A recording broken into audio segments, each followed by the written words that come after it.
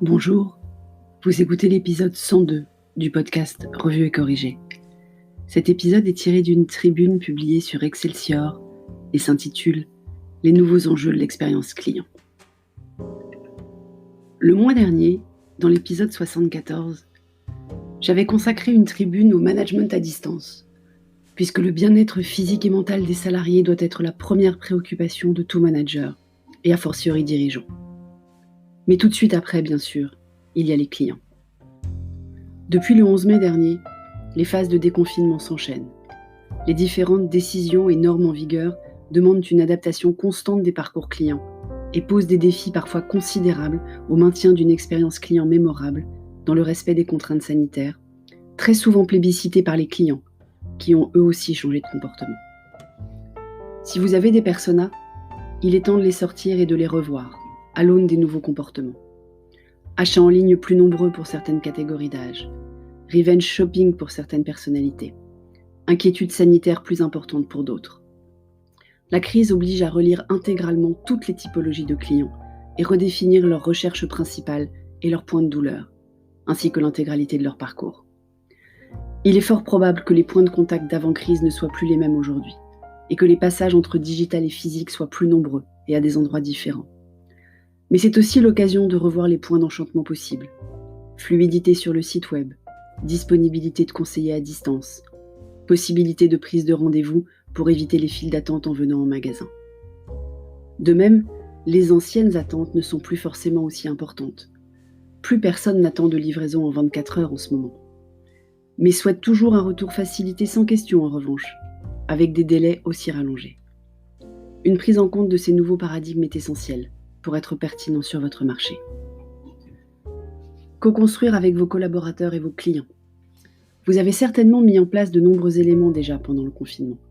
Une nouvelle façon de communiquer avec vos clients, des contenus dédiés, des offres adaptées, du e-commerce avec livraison sans contact. Toutes ces évolutions n'ont pas à disparaître lors de la reprise, bien au contraire. Capitalisez sur les contenus appréciés dans vos newsletters et vos réseaux sociaux. Demandez à vos collaborateurs s'ils ont des idées d'organisation au sein des espaces physiques. Après tout, ce sont eux qui devront respecter et faire respecter les mesures proposées. Je vous propose une liste de 7 éléments de l'expérience client à ne pas négliger. Premièrement, confiance et réassurance. Que ce soit vos collaborateurs ou vos clients, tous sont inquiets.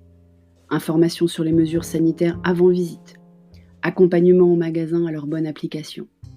Mesures spécifiques sur les produits manipulés, comme par exemple les vêtements essayés.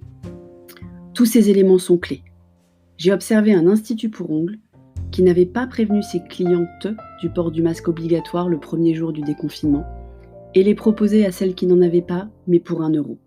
La cliente concernée n'était pas du tout enchantée. Deuxièmement, information en temps réel. Le pire pour un client dans ces temps compliqués, c'est de se rendre en magasin pour essayer, toucher, vérifier avec un vendeur un point du produit qu'il n'a pas trouvé sur le site et ne pas trouver le produit en magasin. L'état des stocks doit être à jour et mis à disposition sur le site internet de l'enseigne. Je me suis personnellement rendue dans une enseigne textile, regarder de plus près une robe, mise en avant de façon très proéminente dans la dernière newsletter de la marque, la première semaine du déconfinement. Tout cela pour apprendre que ce modèle n'était pas disponible en magasin, mais uniquement sur commande, alors que je venais justement l'essayer. Très déceptif. Troisièmement, livraison, ship from store, click and collect.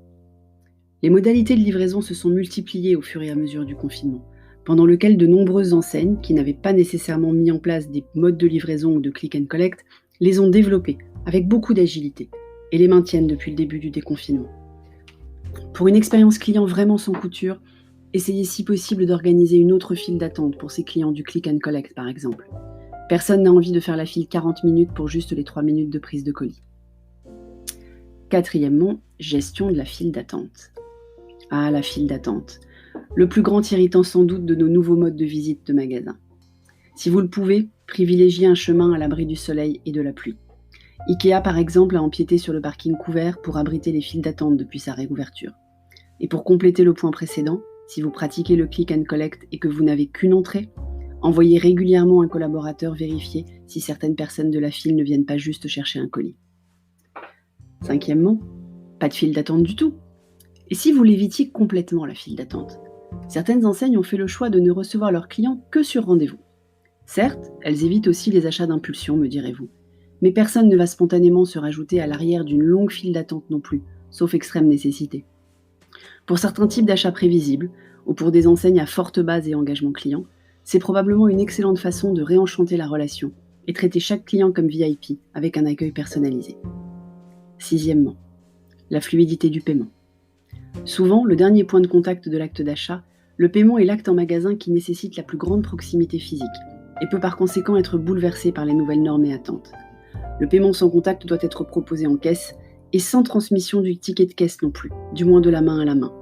Un espace doit être disponible pour poser les tickets de carte et de caisse. Le paiement en autonomie peut aussi être proposé, par exemple au travers de votre application, avec scan des articles par le client directement. Cette possibilité offre à la fois une fluidité dans la gestion des files d'attente en caisse et le respect des distances sociales. Septièmement, l'accompagnement des conseillers de vente. Je le remarquais plus haut. Venir en magasin est à présent un choix. Pour essayer, toucher un produit de plus près, avoir des informations plus précises, avoir un échange avec vos conseillers de vente. Leur rôle est encore plus central qu'à l'accoutumée dans l'accueil des clients, la réassurance mentionnée, mais aussi le conseil justement. Les conseillers en ce moment ne doivent pas vendre, mais accompagner, écouter, rassurer et surtout personnaliser leurs réponses pour rendre l'expérience en magasin vraiment différente et différenciante.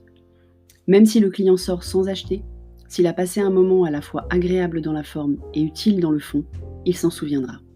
Surtout si l'enseigne concurrente n'a pas porté la même attention à son accompagnement.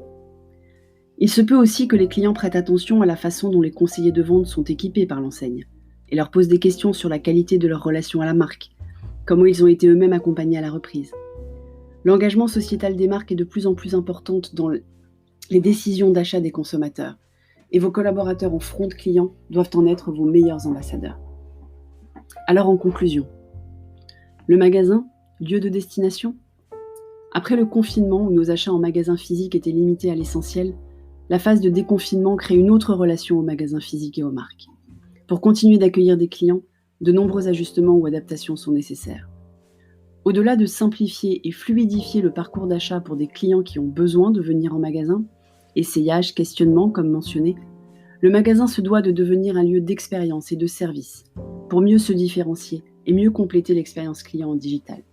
Créer une expérience, permettre de se poser, de prendre un café, de recharger son téléphone. Encore un peu compliqué dans l'état actuel des contraintes, mais à commencer à imaginer, voire à organiser, pour des évolutions naturelles et fluides vers un autre sens donné à l'expérience en magasin. Dès à présent, il est nécessaire de réaménager l'espace, pour laisser de la place. Donc pourquoi ne pas en profiter pour mettre en place des aménagements instagrammables? Créer une ambiance olfactive propre à l'enseigne qu'on ne peut pas vivre en digital. Le retail doit se réinventer pour trouver sa place aux côtés du canal digital, en complémentarité, mais pas en compétition de chiffre d'affaires, avec ses propres codes et ses événements dédiés. Merci de m'avoir écouté. Si vous écoutez sur Apple, merci de laisser des commentaires avec vos 5 étoiles et sur toutes les plateformes de balado-diffusion, abonnez-vous et partagez. À bientôt.